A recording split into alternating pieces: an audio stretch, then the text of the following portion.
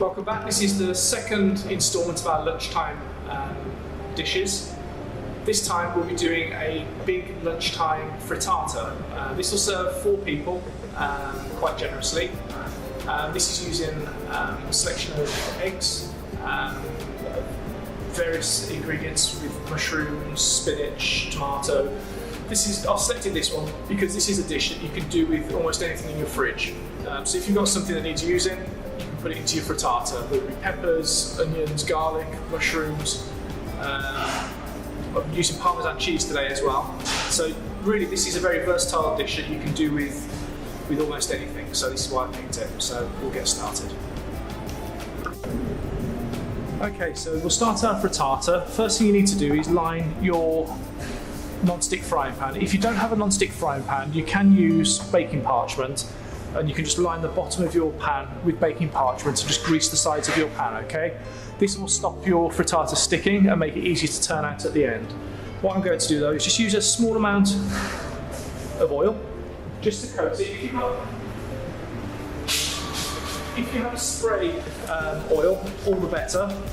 And then what we're going to do is just lightly coat the pan. Even though this is non-stick, it's always best to have a little helping hand, okay? There we go. So that's our pan lined. So for the ingredients, we'll need grated Parmesan cheese. The recipe you'll already have. Roughly chopped spinach. And what you'll also need are mushrooms sliced, and I'll go through that with you, and also tomatoes de-seeded and sliced. If you've got the seeds in the tomatoes, that will adjust the recipe, so you'll find your eggs won't set as well. Okay, so for the mushrooms, take the bottom off the mushroom. If you wish to peel them, that's absolutely fine. Thinly slice them. Okay, so thinly sliced mushrooms, they'll go in lovely. Then with the tomato, you need to cut it into quarters. And with a smaller knife, I'm using a tomato knife. Very good knife, it's got serrated edge. It's probably about, I don't know, 4 inches long. It's a really good knife. Okay. Right, so we're de-seeding these tomatoes. So just run your knife very carefully and take out any additional seeds that you come across, okay? And then with that,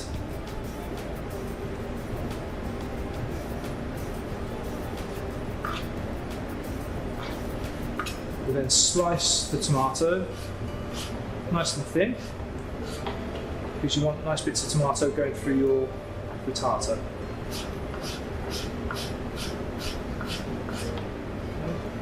Nice thin slices. And then what we'll do after this, we'll actually sweat off. There we go. We'll sweat off the mushrooms along with the spinach. And then what we'll do, we'll pour all of this into a bowl with the cheese and the tomato, mushrooms and the spinach, a little bit of seasoning. And then what we'll do, we'll pour that into our lined pan, pop that in the oven for about 20 minutes, and then we'll take it out of the oven, turn it out on a plate, and you'll have your frittata. So we'll just pan over to the stoves, and then I'll go through the cooking of the mushrooms and spinach. Right, so we've now got the pan on the heat. We'll just do a tiny bit of rapeseed oil in there, not too much, just enough to cook the mushrooms. You have to bear in mind though, the mushrooms will absorb the moisture, okay? So we're just going to bring that up to a nice temperature.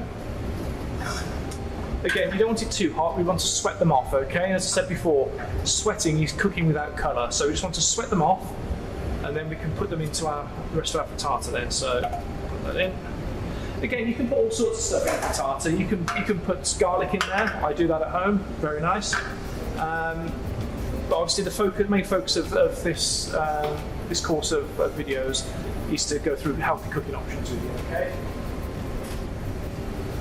So there we go, so they're starting to cook.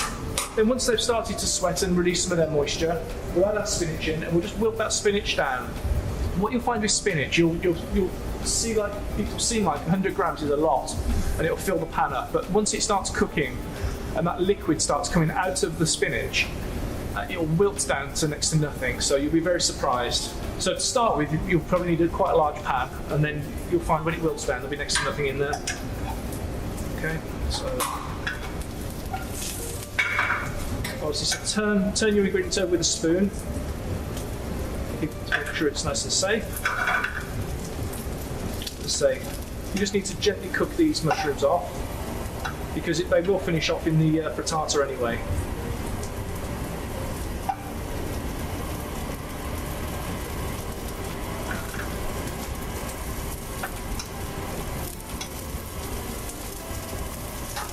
Right, so that's all we're doing with those mushrooms, and we're going to put our spinach in.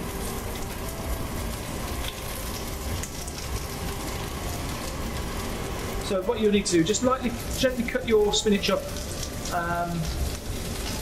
Gently cut your spinach up before you actually. You can see now that's quite a full pan of spinach, but once this starts to wilt down, you'll see it'll go to next to nothing. Turn the heat down. Now your mushrooms are more or less done.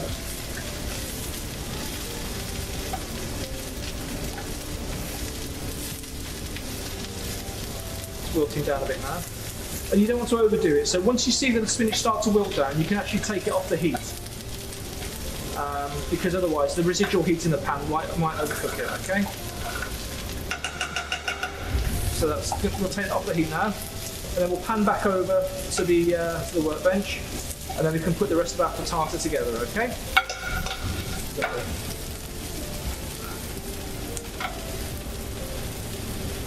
Right, so now we've got our bowl. Spinach and mushrooms are done. You can see now how the spinach has wilted down to next to nothing. It's pretty much finished. So what we'll do, we'll put that into our clean bowl. What that'll do, that'll stop the cooking of the spinach as well, okay? There we go. So then what we'll do, we'll add our tomatoes.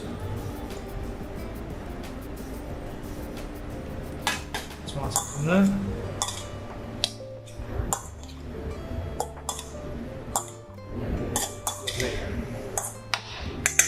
Mix that through. Then we'll add our 50 grams, I think it was, of Parmesan cheese.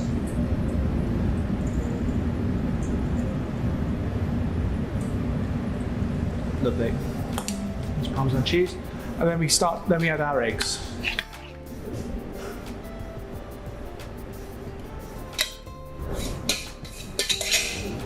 Okay, so we'll stir this through, make sure it's all nicely incorporated. Then what we'll do, we'll add a pinch of salt.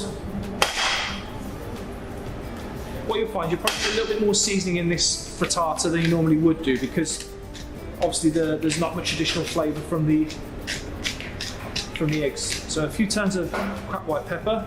I always use white pepper when I'm doing stuff like this, things that are light coloured, because you don't necessarily want to see the black pepper going through the frittata when you cut into it, okay? So that is basically it. So what we'll do, we're going to pour that into our pan.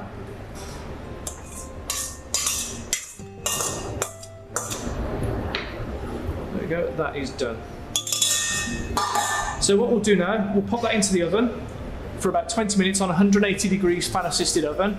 If it's not fan assisted, it'll be 200 degrees, gas mark 6, okay? So then we'll pop this into the oven, 20 minutes, we'll pull it out, we'll turn it out right onto a plate, the other side, all the way around, and then that's ready for cutting and presenting, okay?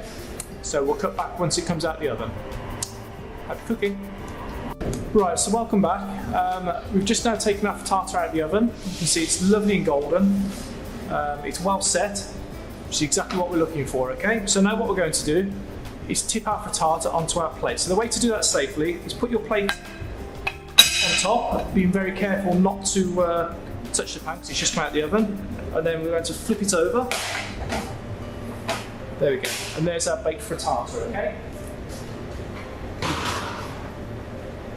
So that is lovely. That's lovely and set. So what we need to do now, you can either leave it cool, or what you can do, you can actually cut it into segments while it's hot and have it as a hot frittata, or as I say, you can let it cool down and have it cold with a nice side of watercress. or even if you're making the tabbouleh that we've previously done, you could use that as a salad to go on the side of the frittata. So that's an entire meal in itself, or a couple of meals in itself. So that's our lovely vegetarian, healthy frittata. So, hope you enjoy cooking.